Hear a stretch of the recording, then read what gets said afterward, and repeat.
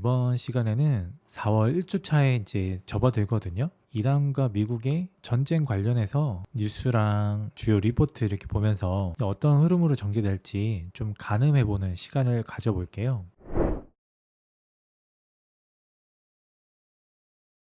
지금 가만 보면은 미국이 15개 조항을 제안을 했고 이란도 지금 5개 정도의 조건을 제안한 것으로 보이는데, 핵 문제 관련해서는 농축 우라늄 전량 제거, 근데 이란은 농축 권리는 양보 불가하다. 그러니까 안보 같은 경우는 일단 1개월 휴전 후 협상하자. 이란은 공격 암살을 완전 중단하라. 경제 관련해서는 제재를 완화하는 걸 제시했지만 이란은 전쟁 배상금을 지급하라고 요구하고 있고요. 이 부분이 이제 중요한데, 해양 관련해서 호르무즈 해협을 자유 항행하게 하라. 근데 이란은 호르무즈 해협 관련해서는 주권을 행사하겠다. 국제 정세는 여전히 예측하기 어렵다. 미국과 이란은 레드라인 목전에서 대치 중이다. 만약 이 선을 넘을 경우에는 양측이 감당해야 할 경제적, 정치적 비용이 기하급수적으로 팽창한다. KB증권에서는 이런 말도 해요. 전쟁이 지속될수록 급해지는 것은 트럼프 정권이다. 아직까지 미국 동맹국은 휘발유 가격 상승에 대한 불만 정도지만, 만약에 전쟁이 지속된다면 4월부터는 휘발유 디젤 부족으로 동남아 중심의 산업 가동률이 하락할 것이다. 그래서 4월 중 글로벌 생필품 사재기 패닉이 시작될 거고, 이때부터 가격은 두 번째 문제다.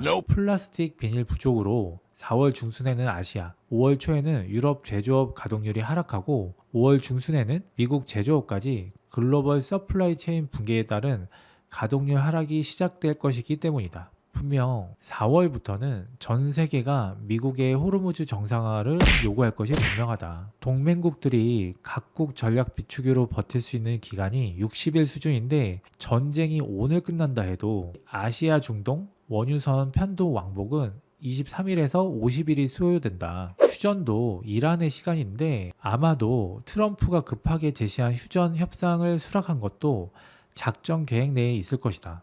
시간적으로 유리한 이란은 미국과 정반대의 요구사항을 제시 중이고, 합의가 어려워 시간만 허비된다면 미국에게는 악수가 될 가능성이 높다. 실제 이란 매체에서는 중동에서 미군이 철수하고 호르무즈 통행료를 받겠다, 이런 협상 조건을 제안하고 있거든요. 이란의 한 강경보수 성향의 매체가 미국과 종전을 협상하기 위한 9가지 전제 조건을 제시해 주목된다. 미군을 이 지역에서 완전히 철수시키고 서아시아에 있는 미군 기지를 해체해야 한다. 실제 지금 이런 내용들이 나오고 있다는 거고요. 아울러 호르무즈 내에 이란 수출량은 12%밖에 안 된다. 그래서 이란이 아직 협상이 필요할 정도로 충분히 고통스럽지 않다면 미국은 지상군 투입도 시도할 수 있다. 아마 완전한 합의는 불가능할 것이다. 미국의 15개 종전함과 이란의 요구 모두 상호 수용이 쉽지 않기 때문이다. 한편 지금 이란의 석유를 사주는 게 중국이라서 실질적으로 중국의 입김도 작용할 수 있거든요. 그리고 미중 정상회담도 예정돼 있었기 때문에 중국이 중재하기 위한 움직임이 나타나고 있다는 거예요. 최근에 왕이 외교부장이 미국과 이란 모두 협상 의지가 있다고 언급한 점은 중국이 중재국으로서 입장을 부각한 것으로 해석할 수 있다. 다만 중국은 레버리지를 극대화하기 위해서 단기 유가 상승을 감내할 전망이다. 중국은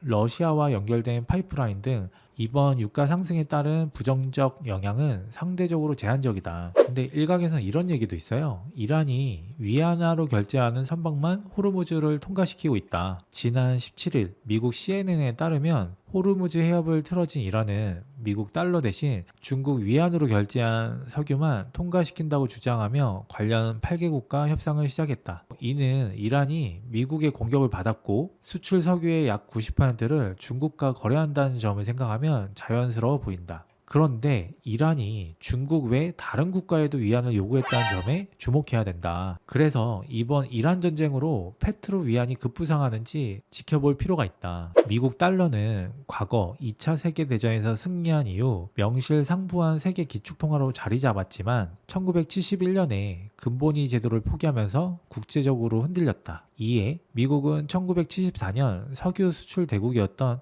사우디아라비아와 협정을 맺고, 사우디가 석유를 수출하면 오직 달러만 받는 대신 미국이 사우디의 방위를 책임지기로 했다. 그렇게 금융체제는 페트로달러라는 이름으로 정착됐다. 그런데 사우디는 2024년 50년 동안 연장했던 페트로달러 협정을 더 이상 갱신하지 않겠다고 했다. 앞으로는 석유 거래에서 위안화, 유로, 일본엔 등 다른 통화를 쓸 수 있다고 알렸다. 어쨌든 지금 이런 상황에서 미국 해군과 지상군이 페르시아만 일대에 집결했다. 4월에 대규모 병력 투입 여부가 향후 전세의 분수령이 될 전망이다. 어쩌면 전쟁 장기화가 세계 경제를 억누르는 뉴노멀 구조로 고착화 될 수 있다. 이란의 국토 면적은 한반도의 7배, 그리고 이라크의 3.7배에 달하고 인구는 거의 9천만 명이다. 여기에 본토 장악을 위해서는 약 140만에서 170만 명의 대규모 지상군이 필요한 것으로 추산된다. 또 일각에서는 지금 미국과 이란 전쟁 소식에